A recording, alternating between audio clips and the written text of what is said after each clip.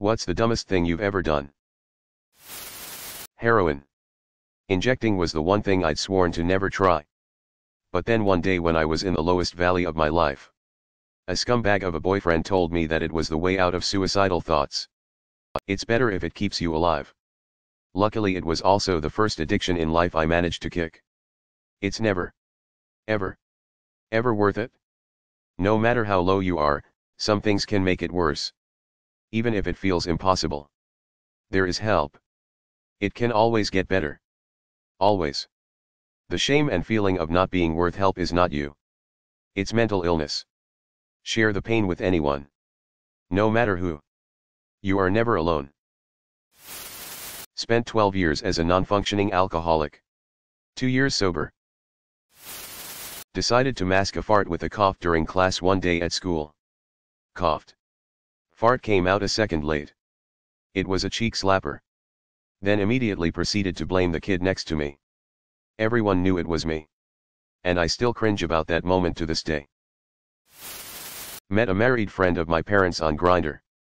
He would text me to come over when his wife was away and I did for a while. I stopped before it caught up to us. As far as I know his wife still doesn't know he fucks men behind her back. I passed up on Bitcoin in 2012. Took my nail varnish off with varnish remover on my bed and didn't have anywhere to put the cotton pad, so just shoved it in my ashtray. Then had a cigarette and put it in there without fully looking or paying attention. Obviously set fire. Believed my life would get better.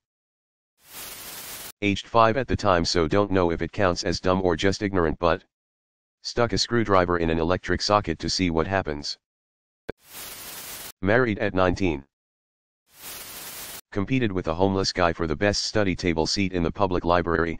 I'd use it for writing on my laptop, he'd use it for sitting and staring at the same damn page of the encyclopedia for hours. Whoever got there first got to claim it and wouldn't give it up for hours. Then I started waking up to itchy arms and legs. Turns out the homeless shelter was bedbug infested. Spent the next 9 months sleeping on my sofa. I played with plastic bags in my crib as a baby. I lived in Sri Lanka for a year a long time back. I'm English and was working in a school there. I lived in a house provided by the school and it was on the bank of a river. Wide, a couple or a few hundred meters, I guess. Fast flowing. Brown. Lots of dense vegetation on the banks. Plenty of dead things floated down it. A person once. One night I was alone in the house. I was sat on the balcony, drinking and looking at the river. My friend from back home was coming to stay with me in a few weeks. This is pretty much what went through my drunken mind. Mike is going to say, "Have you swum in that river?" I'll have to say, "No, I haven't." I'd better go and swim in the river. Then I can say, "Yes, I have." So I did. No one knew where I was. It was dark. I was drunk. I was naked and in a fast-flowing, polluted river. I swam about 20 meters out. Then back. Fighting the current the whole time. Obviously. I made it and was okay. Mike did ask, "By the way." I poured hot milk into a white cup to make hot chocolate and looked at it for a good minute thinking that doesn't look right. Jay kept stirring it and then realized I hadn't put the chocolate powder in the cup. Told myself parenting was easy. It is not. Picture it, Iraq. 2004. Offloading from a Black Hawk, type of helicopter for those unfamiliar. My dumb ass damn near got my head chopped off by the whirling rotors because I was too dense to go straight out the side.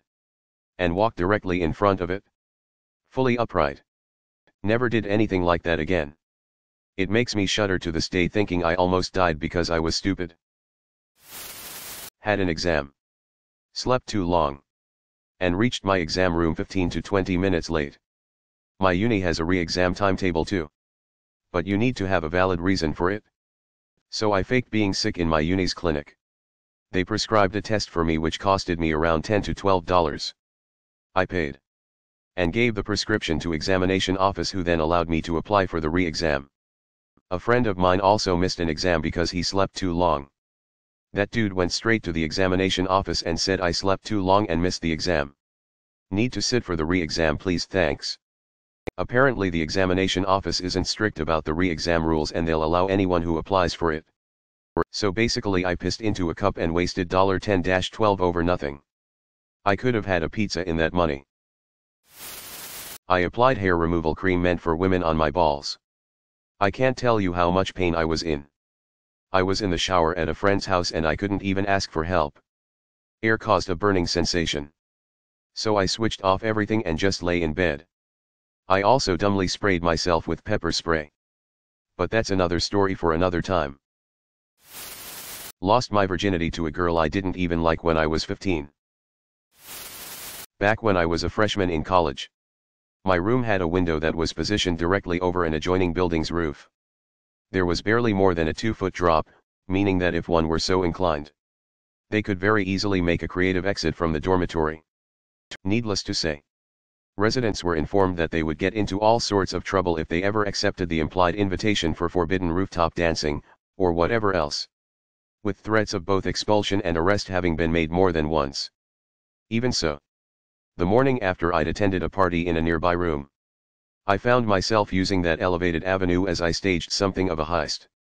See, I had accidentally left my hat in that other room, and its denizens had already left for class. Since I had no other option, other than waiting for an hour or two, I took it upon myself to see if they'd neglected to lock their window.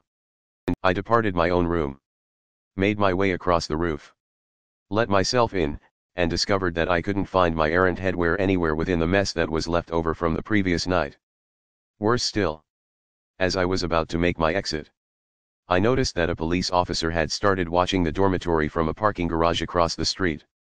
I wound up waiting for about 15 minutes, again in someone else's room, until the law enforcement official finally disappeared. Seizing the opportunity, I all but leapt out the window, darted across the roof, and threw myself back into my own dwelling, right as my roommate was returning. "What are you doing?" he asked me. Well, I helpfully explained. I'm, I forgot my hat at the party." In response, the young man simply pointed to the corner of my desk, where my hat was plainly visible. "Did you seriously just break into their room?" "Ugh.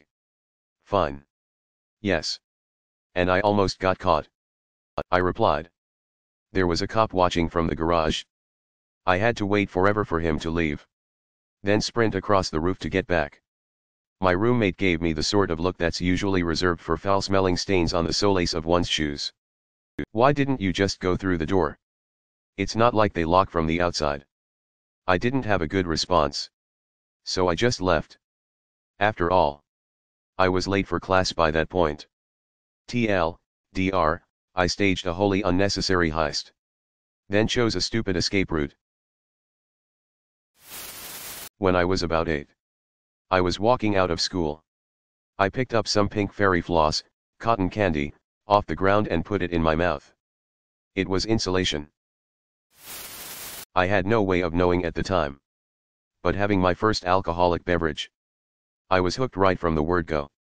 And it took nearly 25 years to escape it. Licked a saucepan that I just got off the stove when I dropped a bit of sauce on the edge of the pan. Walked around with a second-degree burn on my lower lip and a numb tongue for 2 weeks. A close number 2 is trying to catch a kitchen knife that fell off the counter while doing the dishes. Luckily it only grazed the side of my hand, but it was with the sharp side towards my hand, so now I have a cool little scar there. These are all reasons why I'm no longer allowed in the kitchen XD. Started smoking. Nicotine addiction is unrelenting. 17 years. I do not miss it one bit. I moved 1.000 miles away from home and had a hard time finding a job when I got there. After a few months of searching I finally did get a job. But I overslept twice in the first week and was late to work both times. They fired me that Friday and I was back to square one. Bought a Dreamcast 2 weeks before they stopped making games for it. In a wedding I was alone. Probably 13 yo. Exploring the space which was filled with beautiful gardens. When I found a large space. Its ground looked wavy like a skateboard park except it was black. I figured it was plastic so I jumped on it. It wasn't plastic. It was a net covering a biggest water reservoir and I sank in it knees deep before I got right out. Went back to my parents and no one noticed my legs were super wet before they finally dried out. And my craziest story I never told anyone stayed buried in my memory. Thus far at least. Give people third, fourth and fifth chances. When I was younger, my friend and I were messing around in my basement when we found some chemicals used in swimming pools and whatnot. We started playing scientists and began mixing them all up in random ways, and to this day I'm still surprised we didn't blow ourselves up or melt our faces off. Good times. When I was like 10 I was craving an ice cold Coke. But all the cans were warm. I figured I'd toss one in the freezer for 20 minutes but forgot about it. And only rediscovered it a couple hours later frozen solid. I needed a quick way to defrost that tasty beverage just enough to be drinkable. So I tossed it in the microwave. Only upon seeing the flurry of blue sparks did I remember that metal plus microwave equals bad. Realistically, this probably isn't the dumbest thing I've ever done in terms of negative impact on my life. But I don't think I've ever felt like a bigger idiot. Made one of my usernames on Reddit my name in real life. I put quite a lot of gasoline. I didn't want to spend 15 minutes lighting up fire in central heating furnace. Not realizing I spilled a lot of it on floor too. Then left cover over and threw matches from safe distance. When it light up, huge flame bursted and ejected everything from furnace, resulting in entire living room, corridor and my room filled with ashes. Around 80 square meters from 130 square meters. I later wondered what I was expecting to happen. I tried free climbing down a 20-foot rock wall towards the top of a mountain on Oahu with no climbing experience. Ended up falling right off of it. But there wasn't much space to land. So I took an 80 feet tumble down the side of this mountain before I slammed into brush strong enough to stop me. Had to get airlifted off the mountain to a field where Flight for Life took me to the hospital with a broken wrist, broken humerus, shattered elbow, ruptured diaphragm, broken ribs, and a laceration on my spleen.